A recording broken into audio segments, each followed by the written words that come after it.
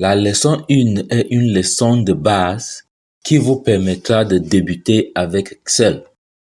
Elle sera fort utile pour les prochaines leçons. Si vous venez d'ouvrir Excel, il est nécessaire de s'attarder sur quelques détails de l'interface de la fenêtre Excel. Au milieu, il y a un carrelage très vaste. C'est votre zone de travail.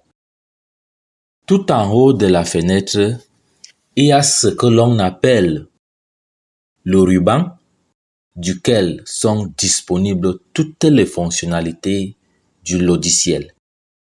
Dès l'arrivée sur Excel, l'onglet Accueil est ouvert dans le ruban, donnant libre accès aux fonctionnalités les plus basiques du logiciel d'analyse des données.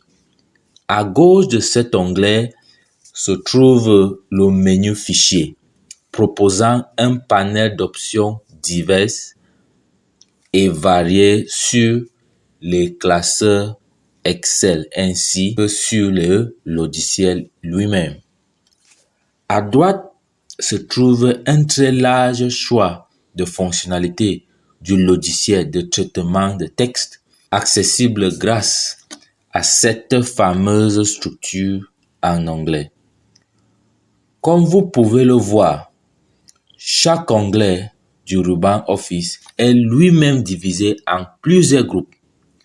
Vous pourrez cliquer sur l'icône d'agrandissement en bas à droite de chaque groupe pour avoir accès à une fenêtre contenant toutes les fonctionnalités du groupe.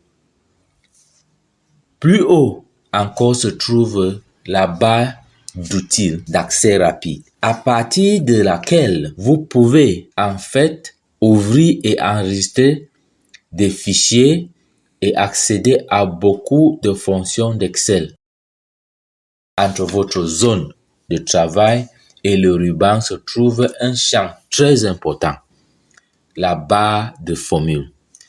Maintenant, enrichissons-nous du vocabulaire Excel. Lorsque vous ouvrez Excel, vous ouvrez ce que l'on appelle un classeur. Il s'agit d'un classeur pour la simple et bonne raison qu'il est lui-même composé de différentes feuilles de calcul. Chaque onglet correspond à une feuille de votre classeur. Si vous cliquez sur les onglets, vous changez la feuille. Vous pouvez mettre autant de feuilles que vous le désirez.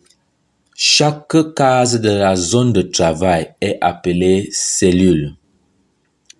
Nous la repérons dans le tableur grâce à ses références. Parlant de références, regardez votre zone de travail. Il y a des cellules, mais aussi des lettres de colonne et des numéros de ligne. Une cellule sélectionnée est caractérisée par la lettre de sa colonne et le nombre de sa ligne. Ainsi, si une cellule se situe dans la colonne C et à la ligne 12, elle aura pour référence C12. Maintenant, commençons la leçon. Ouvrez Excel et sélectionnez la cellule A1 en cliquant une fois dessus. Après avoir sélectionné la cellule, tapez le mot texte.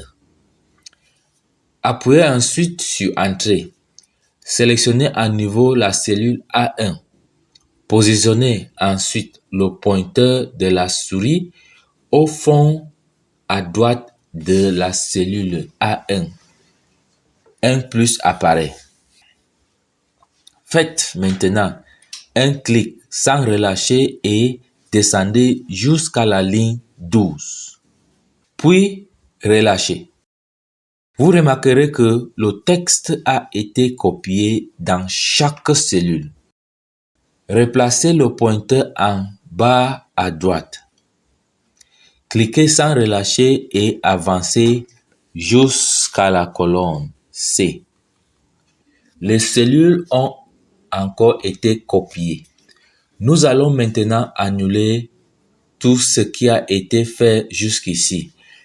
Cliquez sur la flèche en haut à gauche et annulez ces opérations. Puisque la cellule est à nouveau vide, sélectionnez la cellule A1 et entrez texte 1 au lieu du précédent texte. Répétez ensuite les mêmes opérations qu'avec texte.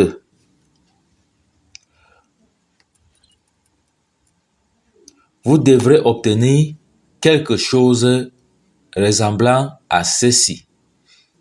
Dans la prochaine vidéo, nous allons faire la mise en forme de notre texte. Je vous retrouve dans cette vidéo.